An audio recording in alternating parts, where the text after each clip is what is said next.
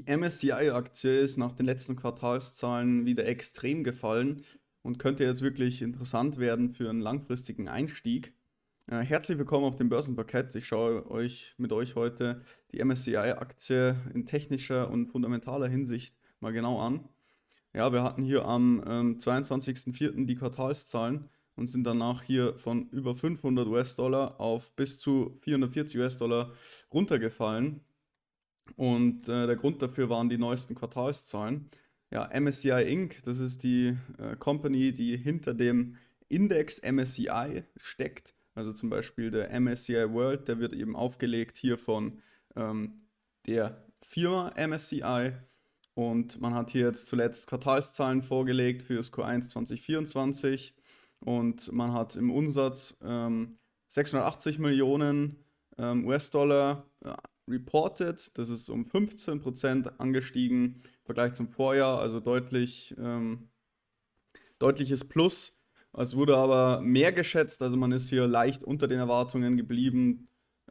Deswegen natürlich auch hier ein großer Kursabschlag. Das gleiche gilt fürs Net Income. Auch hier wurden die Ziele verfehlt. Die Earnings per Share haben das Ziel sogar relativ deutlich verfehlt. Also hier um 23 Cent. Daneben die EPS, die Adjusted EPS sind aber dennoch um 12,1% im Vergleich zum letzten Jahr gestiegen. Ja, genau, also Free Cashflow ist auch stark gestiegen, also grundsätzlich mal hier großes, starkes Wachstum, aber man hat sich halt im Markt noch höhere Erwartungen an die Aktie oder an die Firma, die man jetzt hier nicht ganz erfüllen konnte. Aber grundsätzlich finde ich jetzt die Ergebnisse sehr, sehr gut. Ja, das wichtigste Segment der Firma ist das Index-Segment und die haben 10% Wachstum hier vermelden dürfen. Also immer noch einer der wichtigsten Segmente hier, der auch dafür sorgt, dass das Unternehmen ähm, immer mehr Geld einsammelt. Und genau, MSCI's Balance Sheet hat immer noch 520 Millionen US-Dollar, also auch ja, sehr stark. Und im Moment haben wir hier eine Prudent Debt to Adjusted EBIT Ratio also von 3.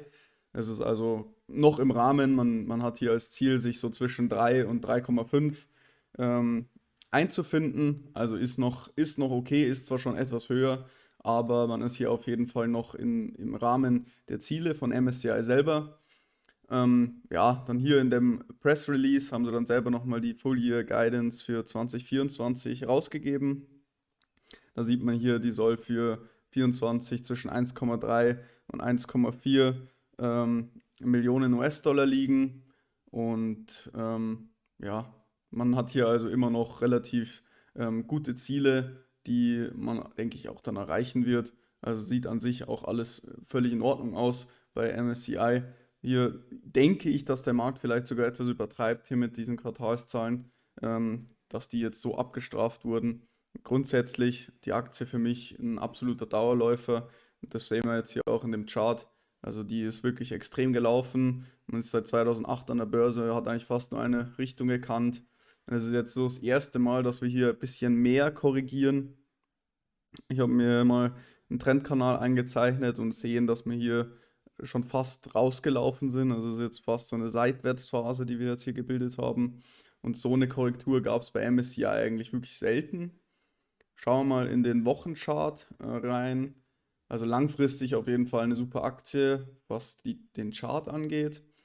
Ja, auf Wochenbasis, also die wichtigsten Zonen hier natürlich auf diesem Unterstützungsniveau, wo wir auch schon mehrmals hier einen Support gefunden haben. Die zweite Zone wäre dann hier unten, wo wir hier mal in der Hochzinsphase gedreht sind. Ja, und jetzt, das ist eben hier diese Reaktion auf die Earnings mit dieser Kerze hier, mit dieser schwarzen, wo wir dann auch eine Kurslücke nach unten aufgerissen haben. Die habe ich jetzt hier mal eingezeichnet, diese Gap. Was natürlich gut ist, wir haben uns dann direkt wieder gefangen und haben hier diese Zone gerettet mit diesem Low, indem wir dann ganz schnell wieder hochgekauft wurden. Eben dieses Low hier ist nämlich ganz wichtig, wenn das jetzt hier auf Wochenkurs Schlussbasis unterschritten worden wäre. Das wäre dann sehr, sehr schlecht gewesen für die langfristige Ansicht, beziehungsweise die mittelfristige Ansicht. Aber sieht jetzt hier eigentlich ganz, ganz gut aus, dass wir uns hier jetzt hochgekämpft haben. Jetzt ist natürlich abzuwarten, wie wir jetzt dann auf diese Kurslücke hier reagieren, ob wir dann nochmal runtertauchen, ob wir dann noch weiterfallen oder wir uns hier vielleicht einen Boden ausbilden, ähnlich wie es hier der Fall war. Also hier, wenn wir natürlich so einen hübschen Boden hier bilden würden, das wäre schon top. Dann könnte man auf jeden Fall hier super einsteigen über so einen Trigger und dann hätte man ein super Kaufsignal. Also sowas in der Art als Bodenbildung abwarten für einen ja, aggressiven Kauf. Wenn man jetzt mit einer halben Position, Viertelposition reingehen will, das denke ich, kann man machen. Aber da wirklich Balk reinzugehen, da würde ich definitiv hier so eine kurzfristige Bodenbildung abwarten.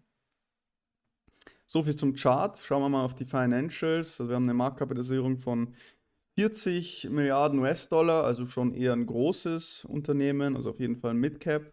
Wir haben einen Dividendenyield von 1,3% und im Moment ein KGV von 32. Genau, die Valuation hat sich aber auch in den letzten paar Jahren ja, eher reduziert. Also mal 2019, da waren wir sogar höher wie jetzt, ja, oder ungefähr auf gleichem Niveau. Aber zwischenzeitlich war man hier mal auch bei 71, 71er KGV. Was Wachstum und Profitabilität angeht, sehen wir, die konnte immer weiter gesteigert werden. Also sowohl Umsatz als auch Net Income sowie die Margen, die sind immer gestiegen in den letzten Jahren. Sieht sehr, sehr, sehr gut aus. Also, dass die Margen hier die Margen immer hier gesteigert werden konnten, ist natürlich ein sehr wichtiger Indikator und sagt, dass das Unternehmen wirklich einen großen Burggraben hat und sehr, sehr viel macht. Ja, wo wird der ganze Umsatz, wo kommt der her? Also wie gesagt, über 50% durch die Auflegung der Indexe, dann 25% durch Analysen und dann hat man noch so diesen ESG-Score, also was Klima und Social Governance angeht, den man ausgibt mit 12% und ganz andere Sachen noch mit Private Assets, was man da noch macht, mit nur 7%. Ja, wo erwirtschaftet man das meiste Geld? Natürlich in den USA mit 41% Anteil, aber auch EMA mit 22%, United Kingdom 16% und alles andere dann so 16%. Also hauptsächlich wichtig die USA. Dividendenhistorie, also wir sehen hier, wir haben auch schon in den letzten Jahren immer Dividende bezahlt. Wir haben eine Payout Ratio von 40%, also das ist auch völlig in Ordnung.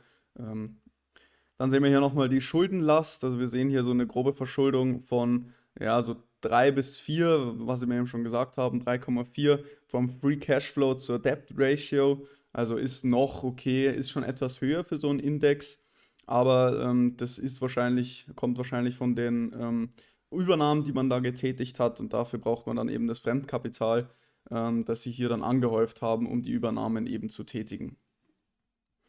Genau, dann schauen wir hier mal auf die Total Revenue Growth und das Net Income nochmal genauer in der Jahresbasis, also seit 2017 bis 2023 konnte hier also das Net Income stetig gesteigert werden und der Umsatz ebenfalls.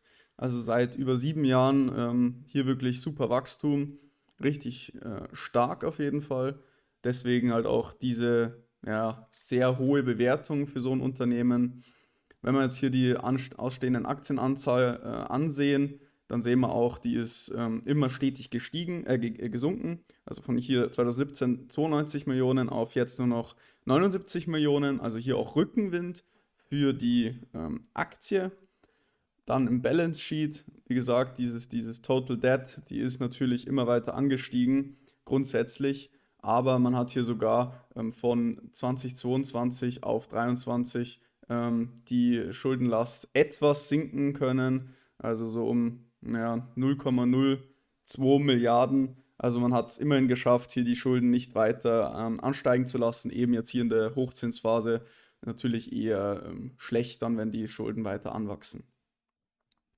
Ja, wie schaut es beim Free Cashflow aus? Also Free Cashflow sieht ebenfalls sehr, sehr gut aus. Hier von 2017 nur 370 Millionen, jetzt auf 1,2 Milliarden. Also Free Cashflow auch stetig gesteigert. Hier gab es nicht ein Jahr, was schwächer war wie das davor. Sieht sehr gut aus. Also hier auf jeden Fall eine Cash-Maschine mit wirklich einer hohen Qualitätsaktie. Also gefällt mir auch sehr, sehr gut. Ähm, Schauen wir noch hier auf die Statistiken. Da sehen wir hier eben die Price-to-Earnings-Ratio nochmal genauer aufgeschlüsselt, dass die schon auch in der Vergangenheit immer so um die 30 war, teilweise auch deutlich drüber, also könnte jetzt im Moment wirklich einen guten Einstieg darstellen. Dann schauen wir jetzt hier nochmal die Margen an. Wir schauen die Gross-Margin an, EBIT-Margin und die Net-Margin. Und auch hier sehen wir, 2017 lag diese bei 72%, 51 und 23. Und hier sehen wir deutlich, also die Margen konnten extrem gesteigert werden. Vor allem die Net-Margin ist hier im Laufe der Zeit wirklich extrem angestiegen. Also auch von der Warte aus wirklich super. Also man konnte den Free Cashflow steigern, man konnte die Aktienanzahl reduzieren, man konnte die Dividendenausschüttungen steigern und man konnte die Margen weiter erhöhen. Also von der Sicht her wirklich extrem gut. Ja, auch hier von der Dividende her hat man immer Dividendensteigerungen getätigt und hat aber im Durchschnitt immer weniger Dividenden-Yield gehabt wie im Moment. Also das ist auch nochmal ein Indikator, dass es gerade ein guter Einstiegszeitpunkt sein könnte für die Aktie. Und genau, man sieht ja nochmal die Aufschlüsselung genau für die Jahre 2023 mit den einzelnen Segmenten, mit den einzelnen Ländern. Und man erwartet dann auch hier in Zukunft, dass die Umsätze weiter steigen sollen. In den nächsten Jahren bis 2027 soll man dann nochmal um knapp 60-70% gewachsen sein. Deswegen eben auch diese sehr, sehr hohe Bewertung bei MSCI. Und wir hätten jetzt auch zum letzten Allzeithoch, das wir wann war das, im September 21 markiert haben, wenn wir da jetzt wieder hinsteigen würden, hätten wir ein Kurspotenzial von knapp so 40, 42, 43%, 42,17%. Also das ist natürlich schon sehr, sehr viel und es ist ein sehr hohes Qualitätsbusiness und ich denke, dass jetzt die Reaktion auf die Zahlen etwas übertrieben war. Das haben wir ja auch gesehen, dass jetzt hier so viel schon wieder hochgekauft wurde. Also mit einer kurzfristigen Bodenbildung kann man die Aktie auf jeden Fall kaufen, aber natürlich keine Anlageberatung an dieser Stelle. Ja, dann, wenn es euch gefallen hat, dann lasst gerne ein Abo da, gebt mir, gefällt mir aufs Video und dann sehen wir uns beim nächsten Mal. Ciao.